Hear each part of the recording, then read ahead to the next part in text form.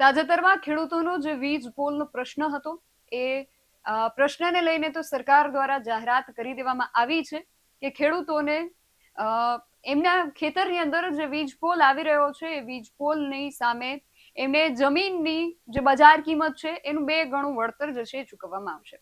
પરંતુ સરકારની આ જાહેરાત અગાઉ આમ આદમી પાર્ટીના જે ધારાસભ્ય છે ગોપાલ ઇટાલિયા એમના દ્વારા સરકારને આ બાબતને લઈને એક રજૂઆત કરવામાં આવી હતી. અને આ રજૂઆતની અંદર ગોપાલ ઇટાલિયાએ એવી રીતે રજૂઆત કરી હતી જેને લઈને ચર્ચાઓ ઉઠી છે, કારણ કે એમના દ્વારા એવું લખવામાં આવ્યું હતું કે હિન્દુ ખેડૂતોને આ બાબતને લઈને સરકાર એમને જવાબ આપે ને એમની સાથે વાત કરે. આખો મામલો શું છે, ત્યારબાદ અમે ગોપાલ ઇટાલિયા સાથે વાત કરી ત્યારે એમણે શું જવાબ આપ્યો છે બધા જ વિશે વિગતે વાત કરીએ આ અહેવાલમાં. જય હિન્દ, BS9 TV ન્યૂઝ પર આપની સાથે હું છું નિધિ ગઢવી.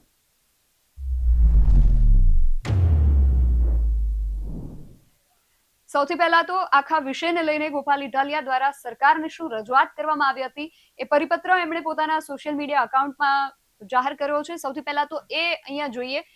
ગોપાલ ઇટાલિયાએ મુખ્યમંત્રીને આ બાબતને લઈને રજૂઆત કરી હતી. એમણે લખ્યું છે કે વીજળીના થાંભલા મુદ્દે ન્યાયની માંગણી કરી રહેલ હિન્દુ ખેડૂતોને મળીને પ્રશ્નોનું નિરાકરણ કરવા બાબતે.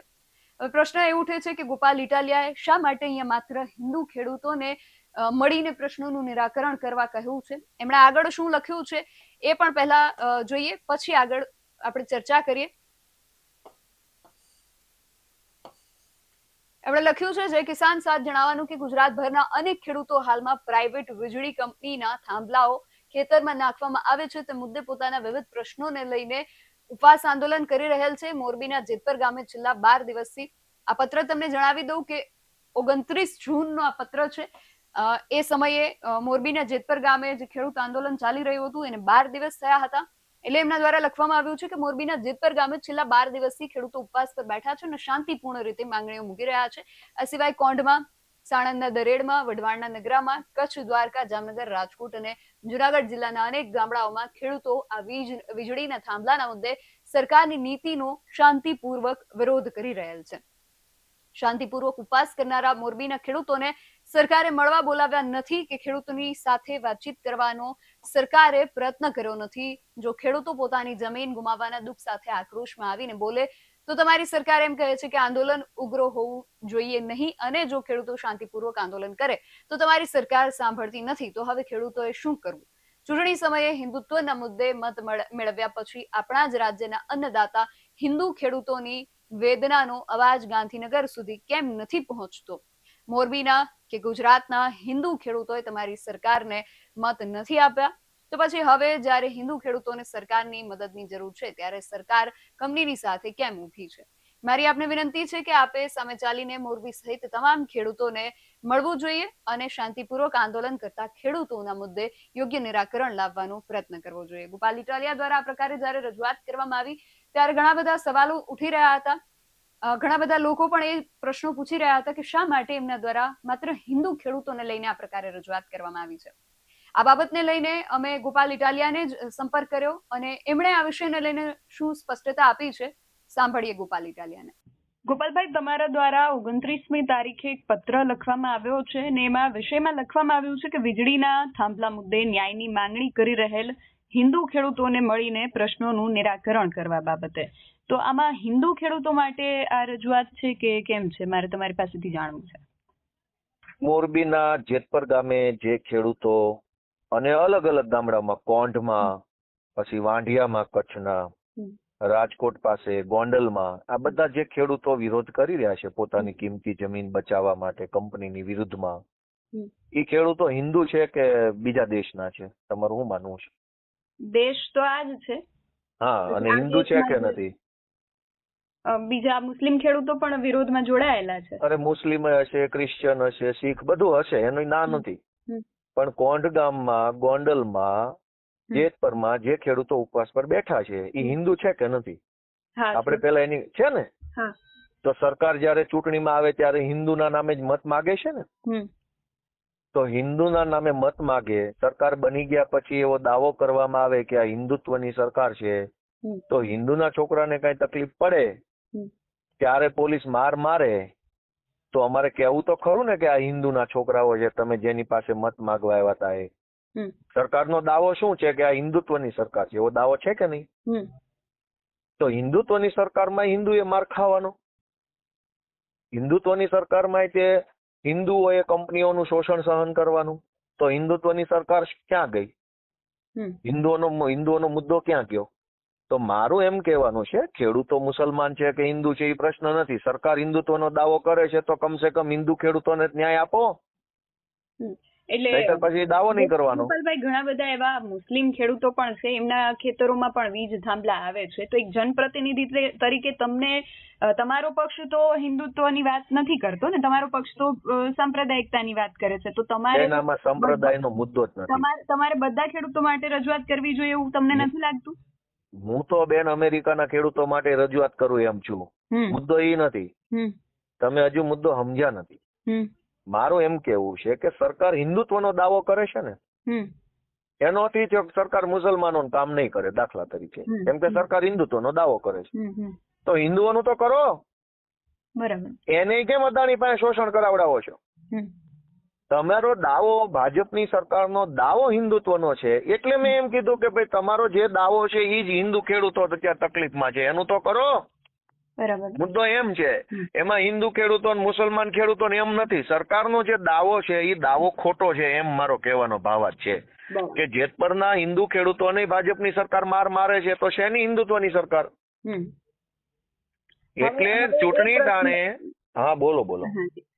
હવે એ પ્રશ્ન ઉઠે છે કે તમે હિન્દુ ખેડૂતો માટે રજૂઆત કરી દીધી, તો હવે જે મુસ્લિમ ખેડૂતો છે એના માટે રજૂઆત કોણ કરશે? તમે કરશો એમના માટે રજૂઆત? બેન, હિન્દુ ખેડૂતોની રજૂઆત ને મુસ્લિમ ખેડૂતોની રજૂઆત ને શીખ ખેડૂતોની રજૂઆત ને એવો મુદ્દો જ નથી.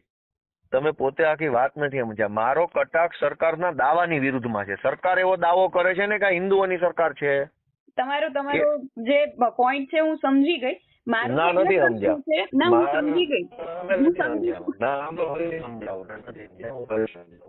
હા, સરકારનો એવો, ભાજપ વાળાનો એવો દાવો છે કે આ ભાજપની સરકાર હિન્દુઓની સરકાર છે.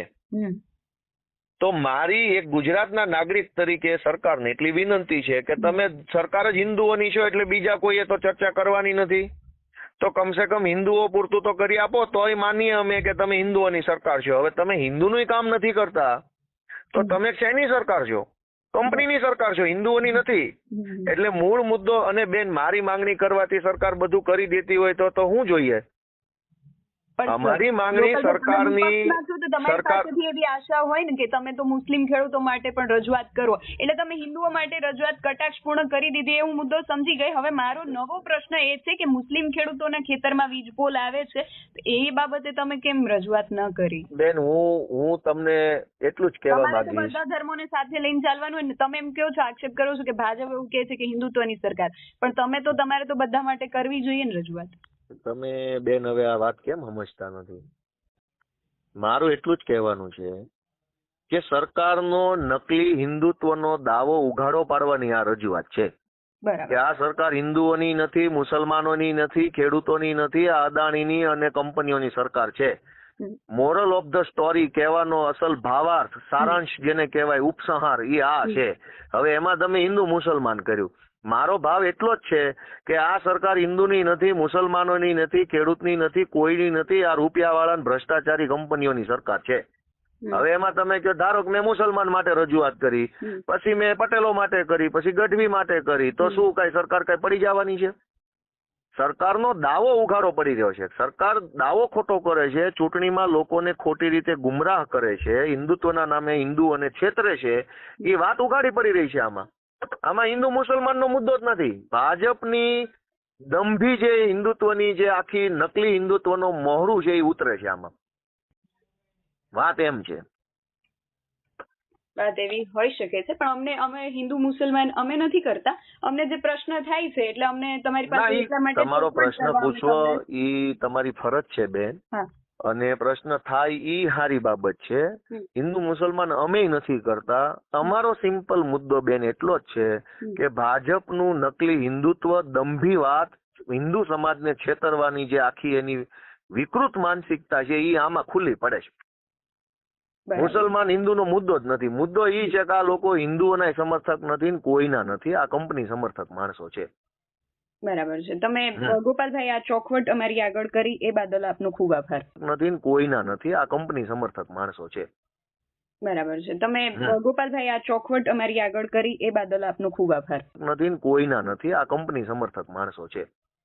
બરાબર છે. તમે હમ. ગોપાલભાઈ આ ચોખવટ અમારી આગળ કરી એ બદલ આપનો ખૂબ આભાર. નથી ને કોઈના નથી, આ કંપની સમર્થક માણસો છે.